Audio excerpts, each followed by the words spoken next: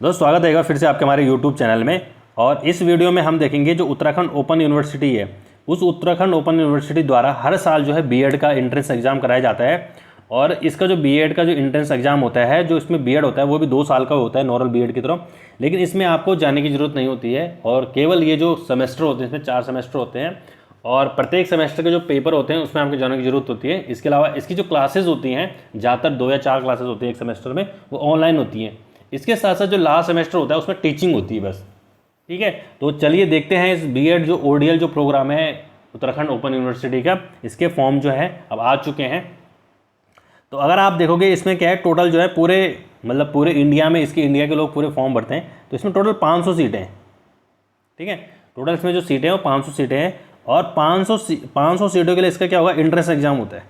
ठीक है, लेकिन इन्होंने ये भी कहा है इसमें कि अगर क्या है, बच्चे कम होते हैं, सपोज बच्चे इसमें केवल 700 ही फॉर्म भरते हैं। ठीक है, तो अगर बच्चे इसमें केवल 700 फॉर्म भरते हैं तब ये एंट्रेंस एग्जाम नहीं कराएंगे। इनका ये मानना है कि ये जो है एंट्रेंस एग्जाम नहीं कराएंगे, बल्कि सीधा सीधा उनकी काउंसलिंग के लिए उनको बुलाया जाता है हल्द्वानी में। ठीक है, उत्तराखंड ओपन यूनिवर्सिटी का जो सेंटर है वो हल्द्वानी में है और आपको कहाँ बुलाया जाता है, हल्द्वानी बुलाया जाता है सीधा सीधा, और वहाँ पर आपकी काउंसलिंग की जाती है। काउंसलिंग किस बेसिस पे होती है?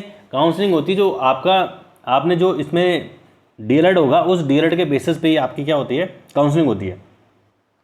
तो देख लेते हैं इसमें क्वालिफिकेशन क्या है। तो सबसे पहले इसमें जो क्वालिफिकेशन है बीएड के लिए, जो प्रवेश पात्रता है आपकी, एलिजिबिलिटी है आपकी। ठीक है, वो एलिजिबिलिटी क्या है कि बीएड कार्यक्रम में प्रवेश के लिए कोई आपकी जो यूनिवर्सिटी है, उस यूनिवर्सिटी से आपका ग्रेजुएशन होना जरूरी है या पोस्ट ग्रेजुएशन होना जरूरी है। यह है मतलब, या तो आपका स्नातक होना चाहिए या आपका क्या होना चाहिए, पीजी होना चाहिए, लेकिन उस स्नातक में आपके कम से कम 50% मार्क्स होने चाहिए। इसके अलावा अगर आप एसटी, एससी, ओबीसी और पीडब्ल्यूडी है तो आपका केवल मार्क जो है होने चाहिए, ओनली केवल 45% मार्क्स होने चाहिए। ठीक है, और आपका कोई इंजीनियरिंग सब्जेक्ट है या इंजीनियरिंग सब्जेक्ट के अलावा आपका कोई जैसे बीबीए, एमबीए, ये सारे सब्जेक्ट हैं, मतलब इनसे इतर, बीएससी और बीएससी इतर, तो आपके फिर 55% मार्क्स होने चाहिए। इसके साथ साथ आपका जो प्रारंभिक जो शिक्षा होती है उसमें आपका डीएलएड होना जरूरी है। ठीक है, डिप्लोमा इन एलिमेंट्री होना जरूरी है। और इसकी दूसरी शर्त यह है कि आपका जो डीएलएड होगा वो फेस टू फेस होगा।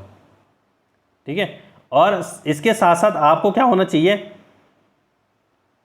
जो आपको प्राइमरी टीचर में आपको सेवरत टीचर होना इसमें जरूरी है, यानी कि आप कहीं ना कहीं पढ़ा रहे होने चाहिए इसमें, या तो आप प्राइवेट में पढ़ाते हो या तो आप गवर्नमेंट में पढ़ाते हो। ठीक है, तो ये तो होगी इसकी एलिजिबिलिटी।